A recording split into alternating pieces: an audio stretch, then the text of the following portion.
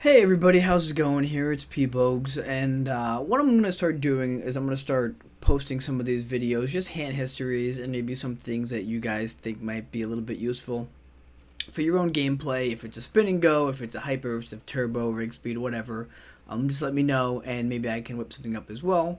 But this is going to be something I want to be doing on the daily, 7 days a week, unless something pops up. But I'm going to try to you do some sort of a hand history, something short and sweet every day, 7 days a week, like I just said.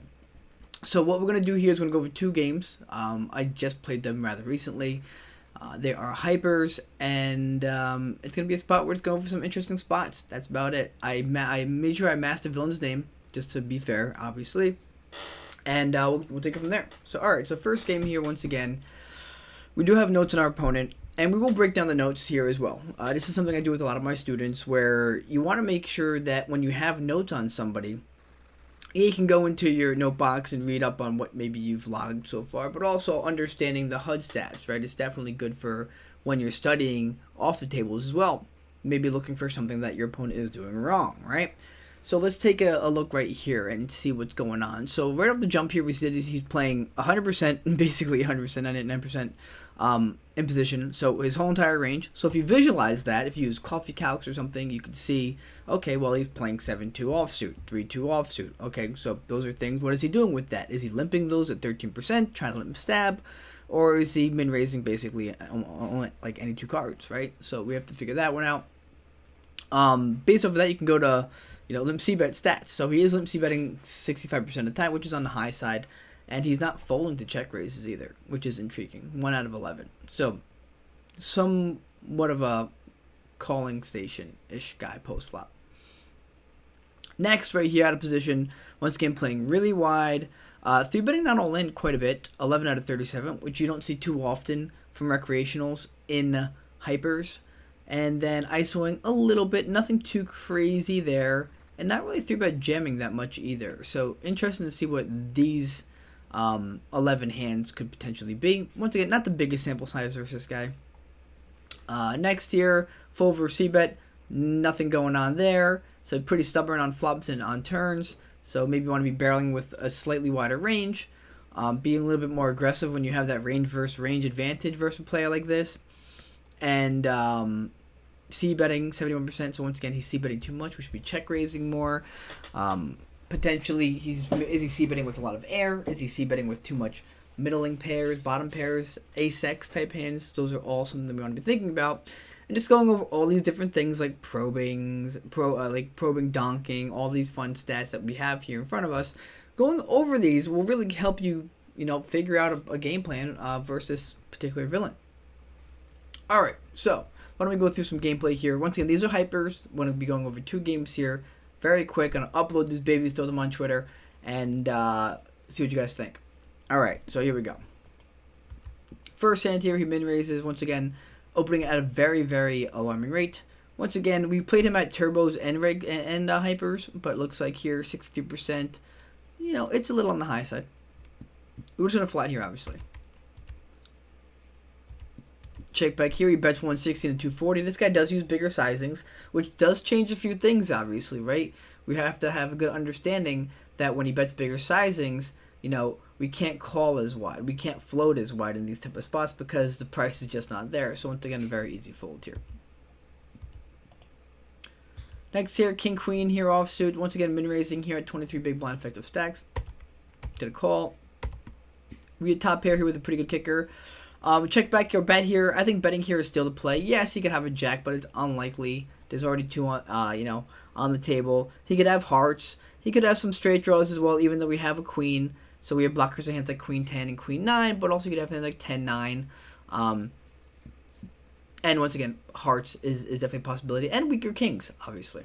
So we're betting here value, and he folds, unfortunately.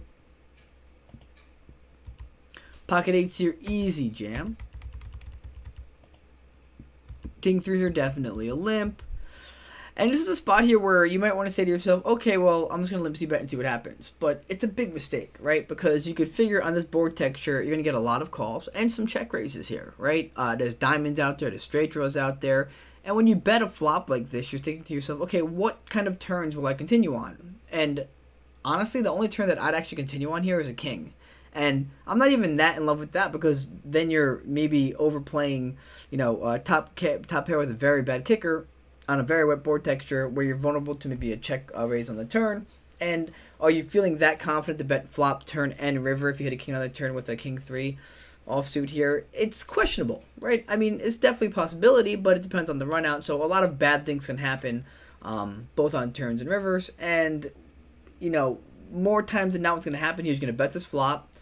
He's either going to check raise and we fold, or he's going to flat, and then we're going to have to check back turn, and then he's probably going to either bet river and we fold, or he's going to go check check, and he's going to have a he's going to have a little pair, or an ace high, or something in that nature. It's very, very rare that we take this down here. You're much better off checking back, understanding what your check back range looks like, and then potentially rep something going forward in this spot.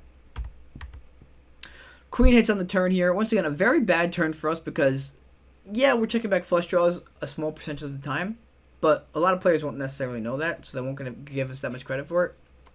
And then also, our check back range here is like top pair bad kicker, middle pairs, ace x, king x type hands, right? So this queen not only completes the flush draw that we don't have too much in our range, but it doesn't really hit us at all, and it puts a lot of pressure on some of the hands that we might have checked back, right?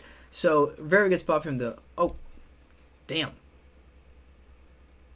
Looks like we have a live game going. Alright, I guess we'll play the live game real fast. Hold on one second, boys. We'll just throw up a quick live game.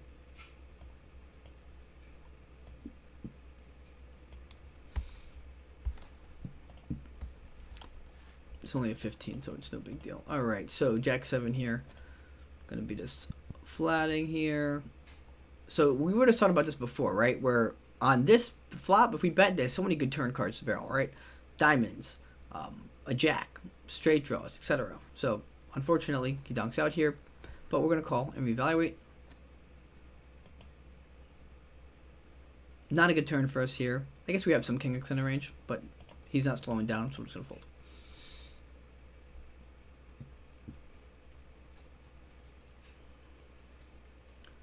Min raise here. Once again, easy check back for us. Not a bad turn card. Not the greatest either. Yeah, we're happy with our showdown value here. I mean, he could have a 3 or 4 based with that, and then he bets. So easy fold.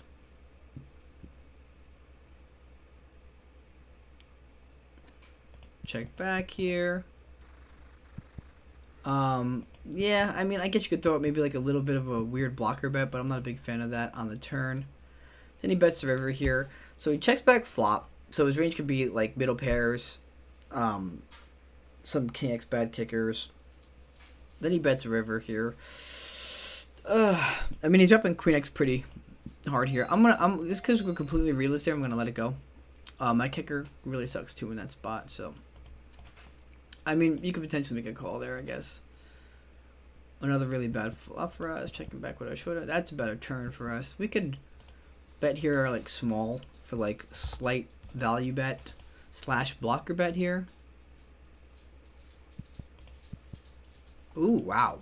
And that should have been a 3-bet jam pre-flop or a 3-bet non all in. Interesting. Pretty good flop. Once again, this 5 is in his check back range here. So I'm not going to be betting this turn. A, because our kicker isn't great, and B, because it's already such a wet texture. I don't need to build the pot any more than it has to be here. And then we'll just bet for value here. Alright. We're going to be min-raising here. You don't always have to do this, but it's good to throw in some bluffs here once in a blue moon. Definitely versus a guy who's kind of running us over here. And this is like either a flush draw or he's just got us crushed here, but not really much we can do. Just going to be ripping it here. Limping again. Not the greatest flop here. This is very similar to the king-queen hand. Okay, sorry, king-3 hand. So now we check back here. And now at least, like the diamonds aren't great, but at least I could rep like a 10 here. I could rep a jack with a bad kicker here. You know, I could still rep some decent hands going forward. And I actually picked up some equity here. And that's actually not a bad river either. I'm actually going to be betting this river. See what happens. Just because, like, I mean, there is some a6 in my range there, and it just felt like he was sort of weak. Not an ideal spot, but, you know, felt like it was a good opportunity to take a pot down. Gonna be limp c-betting here again, as Lily is playing with her toy downstairs. Yep, same thing here. We're not stopping our limping. He's not really ISOing at all, and we're gonna be betting here, reevaluating. This one's a little bit more interesting. I'm just gonna shut down here though. Oh, good river card, I guess. Maybe. Let's go 99. 99 problems. Let's go. Alright. I mean, I don't really love barreling the turn there because it's like if I hit, I'm still, you know, in very, very weird spot, you know. Once again here, the 6 does give me a straight, but it's not an ideal situation. I guess I will bet here though. Bet turn at any diamond. That's a really bad river card though. I was looking to bet, I guess a 6, obviously an ace, and then any diamond on that river would have been fine for me to barrel. I guess you could not necessarily be so aggressive there either. I like to be a little bit cautious here. Definitely since he's not really probing too much, you know. So we're happy with our showdown value here. King high, it's not great. And now we'll bet for value. Just a little bit of small ball there.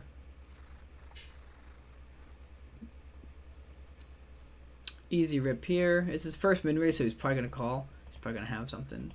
But obviously, we're not going anywhere with 8s at 12, 13 big blinds.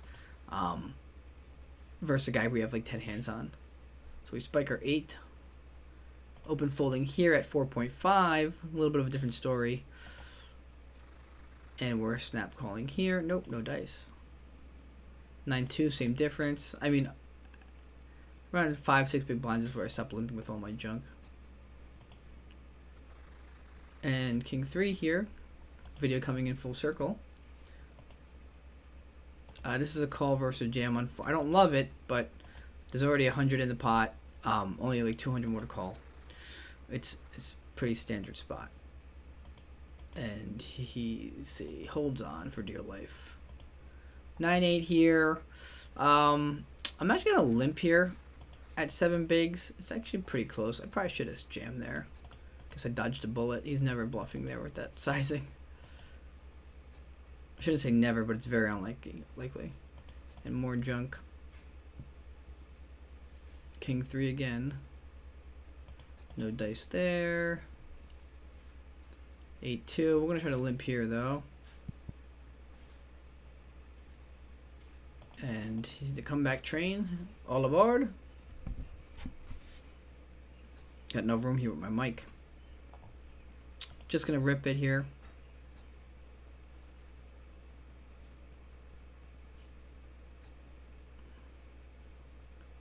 (9-2) again. I'm just gonna junk it.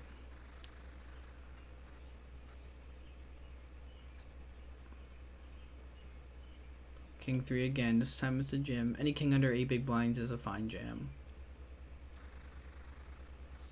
This is an interesting spot if you jams. Absolutely gross spot. That's where you go into the tank there. And you're like, okay, well, he's only playing 40%.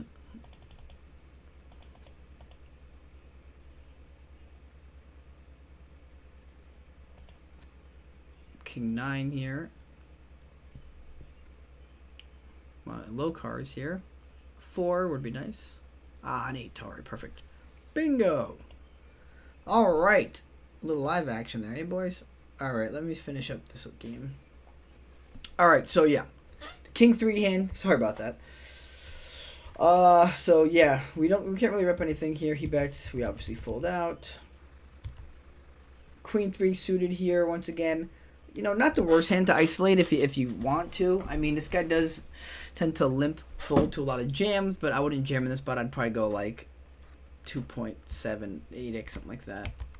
But we just had check back here, check, check, check, check. And this was an interesting hand. So he goes 120 here. And I don't know if this, I mean, like, we have a lot of hands on this guy. Like, he's aggressive, and I don't know if he's a thinking player. Maybe he's somewhat thinking. So I checked back this river because I want him to rep the 3, because it's definitely in his range, considering how he played it. So he bets 120 here. Now, if he bet like really big, I would have just flatted, but he bet, you know, it was a small pot. So I figured I'd click it back here and get a ton of calls from like, you know, a ton of different hands. First, a lot of recreationals when you click back here. But when you click back here and then he rips it on you, like, what do I beat here, right? I mean, you lose to flushes, you lose to full houses, you lose to king 3 and ace 3. And I just don't know if he's doing this with like a 3-9, right? I mean, right? Like, so it's one of those spots where I just fold. And these are the spots where a lot of people just call and then they're like, oh, I'm so unlucky, yada, yada, yada. Yeah, I mean, it is unlucky. It's definitely a setup type of situation, but you have to realize that people just aren't bluffing here enough. You know? Like, it takes a really good player to bluff here. Right? Like a really, really good player to bluff here. Like, even me, like, my sizing here is so exploitable. Like, I'm never bluffing here with this sizing. You know what I mean? And it's just because it's very exploitable versus a particular player that I feel like I can do this versus. And it goes a long way. You know what I mean? It absolutely goes a long way. But when he does this, I have to get willing to fold. And if you call there, you're probably behind a shit ton of the time. So, you have to, in these type of spots, like, think about how often you bluff here, right? Put yourself in this guy's shoes. How often are you bluffing here when you bet river, he clicks it back, and then you jam over the top? How often are you bluffing there? First, a player that you have maybe some hands on, but not really too many, you know? It's a spot where it's probably never, right? Like, unless you're playing versus another really good reg. So, you got to be careful there. Let me see, bet here, take it down. Check, check, check, check, check, check, take it down. Still limping here, as you see. And we decided to give up here. Isolate. Big side. We go 3x here. I guess I could go smaller here if I wanted to. I usually go smaller here. I guess I just didn't think he would fold too often at the time. Let's see his limp calling range. Yeah, I mean. So we bet here, half pot here on a pretty connected board. It's going to hit his range quite a bit as well. He decided to jam. We're not going anywhere. Jack on the turn. GG. All right, so, yeah. So, all right, guys. I'm just going to throw this one on Twitter. YouTube, then Twitter, I believe. And I hope you guys enjoyed. If you have any comments, please share what you think. And if you have any questions about maybe games you're playing, etc., once again, just let me know. And expect another video probably tomorrow. All right, guys. Peace.